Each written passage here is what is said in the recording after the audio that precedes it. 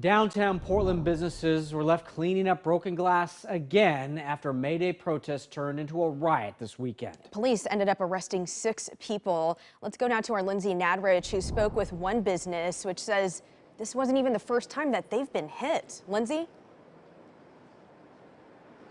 Yeah, I spoke to the manager of Spa Sasse, and she told me they've been through a lot this year. Most of their business used to come from tourists, so on top of losing the majority of their customer base, they've also had to clean up broken glass more than once. Take a look at this. Overnight Saturday, the spa's display case window was smashed for the second time after a protest turned into a riot. Several Starbucks locations were also damaged, including the store on Southwest Jefferson and 3rd, Southwest Main and 2nd, and the shop in Pioneer Courthouse Square. On top of broken windows, spa manager Michelle Moore says they also had a break-in and a theft this year, so they now lock the door even during the day. She says it's been hard to get customers to come downtown because of everything that's happened. She's trying to stay optimistic, but says it's frustrating.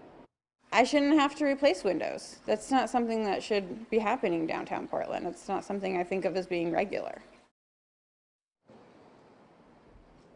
Police arrested 6 people during Saturday night's riot. 2 were already wanted on charges for previous demonstrations. Both of those cases are now in pretrial status. The Multnomah County District Attorney's Office just filed charges this afternoon against the 3 other people arrested Saturday and have asked police for more information on the 4th person arrested before making a charging decision. I also reached out to the mayor's office today, but was told he wasn't available for an interview. Reporting live, I'm Lindsay Nadrich, KOIN 6 News.